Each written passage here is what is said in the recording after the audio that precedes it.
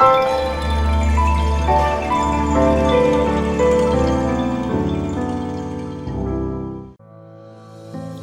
আমার রেসিপি হলো মটন রান্না। এই মটন রান্না আপনারা সকলেই পারেন। খুব সহজ পদ্ধতিতে আমি কিভাবে করছি চলুন দেখে নেওয়া যাক আমার আজকের এই ভিডিওতে। প্রথমে মাংসটাকে একটু বড় সাইজের পিস করে ভালো করে পরিষ্কার করে ধুয়ে নিয়েছি। এখন এই মাংসের মধ্যে স্বাদ অনুযায়ী লবণ, 1 চামচ লঙ্কা গুঁড়ো, 1 চামচ হলুদ গুঁড়ো, 3টে তেজপাতা এবং 80 ml তেল দিয়ে ম্যারিনেট করে নেব। এই রেসিপিটির জন্য আমি 800 গ্রাম মাংস নিয়েছি।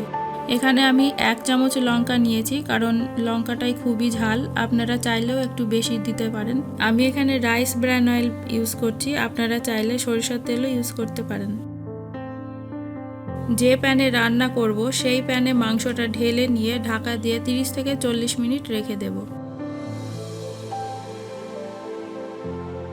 40 মিনিট পর ফিরে এসে ম্যারিনেট করে রাখা মাংসের মধ্যে 2টো বড় সাইজের পেঁয়াজ বাটা, 1 চা চামচ আদা বাটা, 1/2 চা চামচ রসুন বাটা, 1/2 চা চামচ মেথি ও কালো জিরা বাটা, 1 চা চামচ মৌরি পাউডার, 1 চা চামচ ধনে পাউডার দিয়ে উপকরণগুলো খুব ভালো করে মিশিয়ে নিলাম।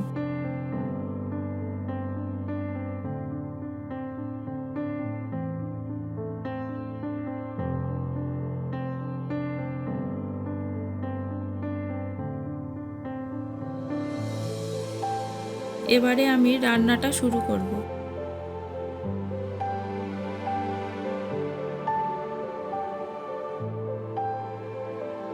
লো টু মিডিয়াম আঁচে মাংসটি কষাবো।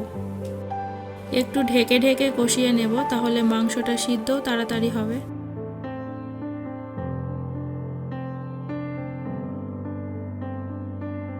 এইভাবে 15 থেকে 20 মিনিট মাংসটা কষিয়ে নেব।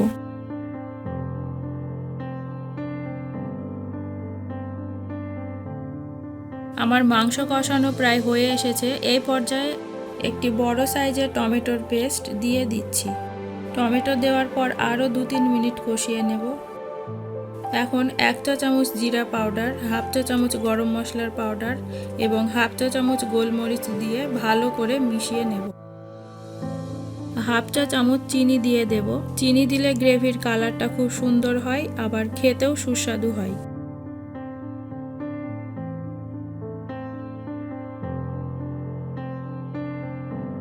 পুরোপুরিভাবে আমার মাংস কষানো হয়ে গেছে। দেখুন বন্ধুরা, মশলা থেকে তেলটা ছেড়ে দিয়েছে।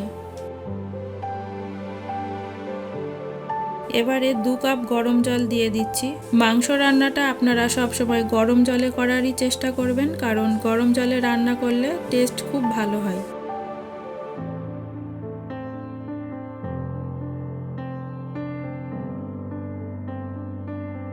লো টু মিডিয়াম আঁচে ঢাকা দিয়ে রান্নাটি 10 থেকে 12 মিনিট করে নেব। 10 থেকে 12 মিনিট পর ফিরে আসলাম। মাঝখানে আমি একবার নেড়ে দিয়েছি। দেখুন বন্ধুরা, কালারটা কত সুন্দর হয়েছে।